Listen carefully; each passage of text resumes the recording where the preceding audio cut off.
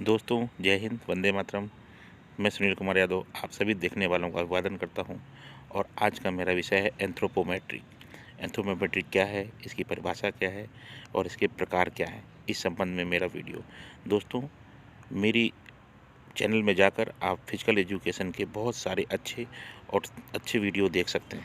Anthropometry क्या है दोस्तों? एंथ्रोपोमेट्री विज्ञान की वह एक शाखा है या विज्ञान की वह एक विधा है जिसके अंतर्गत हम मानव शरीर के अंगों का, उनके भार का स्थिर अथवा गतिज स्थिति है, या जब वह खड़े हैं या वह समान रूप से खड़े हैं या वह कोई कार्य कर रहे हैं, मोशन में हैं, उस परिस्थिति के दौरान, उस स्थिति के दौरान जब हम उसका मापन करते हैं तो वह एंथ्रोपोमेट्री कहलाती है। जैसा कि हमने आपको बताया कि मानव शरीर को मापने की विधा को एंथ्रोपोमेट्री कहते हैं। एंथ्रोपोमेट्री दोस्तों, ये ग्रीक भाषा के शब्दों से मिलकर बना है। ये ग्रीक भाषा के दो शब्दों से मिलकर बना है, एंथ्रोप और मैट्री। एंथ्रोप का शाब्दिक अर्थ होता है मानव। एंथ्रोप का शाब्दिक अर्थ हुआ दोस्तों मानव, और मैट्री का मतलब हुआ मापन, अर्थात मानव शरीर का मापन। तो दोस्तों, एंथ्रोपोमेट्री का जो शाब्दिक अर्थ हुआ वो यही हुआ कि मानव शरीर का मापन। और एंथ्रोपोमेट्री ग्रीक भाषा के एंथ्रोप शब्द से बना हुआ है, जिसके कारण इसको हम एंथ्रोपोमेट्री कहते हैं। दोस्तों, किनेंथ्रोपोमेट्री यह क्या है? यह मानव शरीर के अंगों के मापन के लिए किनेंथ्रोपोमेट्री नामक विज्ञान का प्रयोग करते हैं। तो जो मानव शरीर के अंगों का जो मापन किया जाता है वो किनेंथ्रोपोमेट्री के अंतर्गत किया जाता है, और ये किनेंथ्रोपोमेट्री एंथ्रोपोमेट्री का ही एक अंग है, उसी का एक पार्ट है, जिसके अंतर्गत हम मानव शरीर के अंगों का मापन करते हैं। किनेंथ्रोपोमेट्री दोस्तों 3 शब्दों से मिलकर बना है। कितने शब्दों से मिलकर बना है? 3 शब्दों से मिलकर बना है। किनेन का अर्थ होता है गति, एंथ्रोप का अर्थ हमने जैसे आपको पहले बताया मापन, तथा मैट्रिक का से तात्पर्य होता है मापन, अर्थात मानव शरीर के अंगों का मापन गति के दौरान किया जाता है, उसे हम किनेंथ्रोपोमेट्री के नाम से जानते हैं। एंथ्रोपोमेट्री शब्द के बारे में सबसे जो पहला प्रयोग किया था दोस्तों, जो एंथ्रोपोमेट्री के बारे में सर्वप्रथम जिस व्यक्ति ने इसका प्रयोग किया था वह थे फ्रांस के गणितज्ञ आल्दो क्यूटलेट। आल्दो क्यूटलेट ने एंथ्रोपोमेट्री के बारे में सबसे पहले बताया था, और एंथ्रोपोमेट्री का पिता एल्फोंसे बर्टिलोन को कहा जाता है। दोस्तों, अल्फोंसे बर्टिलोन का जन्म 1853 में हुआ था। इनको एंथ्रोपोमेट्री का पिता कहते हैं और इनका उपनाम मकसाट के नाम से भी जानते हैं। दोस्तों, एंथ्रोपोमेट्री में मापन विधि का सर्वप्रथम प्रयोग यूनान के प्रसिद्ध दार्शनिक हिप्पोक्रेटस ने किया था। जैसा आप जानते हैं, हिप्पोक्रेटस को चिकित्सा विज्ञान का जन्मदाता भी कहा जाता है। दोस्तों, एंथ्रोपोमेट्री का शारीरिक शिक्षा में सर्वप्रथम प्रयोग हिचकॉफ ने 1861 में किया था।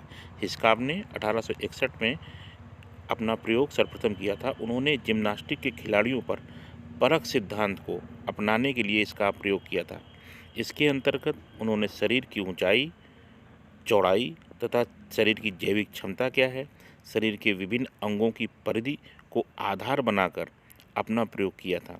तो एंथ्रोपोमेट्री में सर्वप्रथम प्रयोग हिचकॉफ ने 1861 में जिम्नास्टिक खिलाड़ियों पर किया था। दोस्तों, manual on management and testing नामक पुस्तक के लेखक सार्जेंट ने एंथ्रोपोमेट्री से संबंधित 44 चरों का एक समतल चार्ट तैयार किया था। दोस्तों, एंथ्रोपोमेट्री शब्द का सर्वप्रथम प्रयोग फ्रांस के गणितज्ञ आल्दो क्यूलेट ने किया। इसका पिता एंथ्रोपोमेट्री का पिता एल्फोंसे बर्टिलोन को कहा जाता है। सबसे पहले शारीरिक शिक्षा में जो प्रयोग किया वो हिचकॉफ ने किया। मापन विधि का सर्वप्रथम प्रयोग हिप्पोक्रेटस ने किया। सार्जेंट ने इसके 44 चरों का एक समतल चार्ट बनाया। मैक्लाव ने एक वर्गीकरण सूचक तालिका बनाई। न्यूडिथ ने ऊंचाई तथा भार मापने के लिए सामान्य वृद्धि शैली को दर्शाया। दोस्तों, मैक्लाव ने एक वर्गीकरण सूचक तालिका का निर्माण किया, जिसमें उन्होंने आयु को आधार बनाया, ऊंचाई को आधार बनाया तथा भार को आधार बनाकर एक वर्गीकरण सूचक तालिका बनाई। तो मैक्लाव ने एक वर्गीकरण सूचक तालिका बनाई थी। न्यूडिथ ने ऊंचाई और भार का एक चार्ट तैयार किया, जिसमें सामान्य तथा असामान्य व्यक्तियों की वृद्धि शैली को दर्शाया गया। तो मैक्लाउ ने एक वर्गीकरण सूचिका बनाई और न्यूडिट ने व्यक्तियों की वृद्धि शैली की एक सूचिका तैयार की। दोस्तों, एंथ्रोपोमेट्री के प्रकार। एंथ्रोपोमेट्री दो प्रकार की होती है, एक स्टैटिक और एक डायनेमिक। ये दो प्रकार की होती है, एक स्टैटिक होती है और एक डायनेमिक होती है। दोस्तों, स्टैटिक जो एंथ्रोपोमेट्री होती है, उसमें measurement body dimension taken with the body is the standing in the static position without motion. मतलब ये जो बॉडी स्थिर अवस्था में होती है, जब कोई मोशन नहीं कर रही होती है, तब जब हम इसका मापन करते हैं तो वो स्टैटिक एंथ्रोपोमेट्री कहलाती है। डायनेमिक प्रोमेट्री क्या होती है?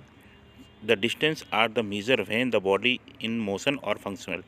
जब बॉडी मोशन कर रही हो, गति कर रही हो, कोई फंक्शन कर रही हो, तब हम जब इसका मेजरमेंट करते हैं तो ये डायनेमिक एंथ्रोपोमेट्री कहलाती है। तो ये दो प्रकार की होती है, स्टैटिक और डायनामिक। आइए अब मैं आपको चित्र के आधार पर बताता हूँ। यह है स्टैटिक पोजीशन, जब बॉडी स्थिर है हम उसका मापन कर सकते हैं, और यह वह गति है जब बॉडी मोशन कर रही है, जब हम इसका मापन करते हैं।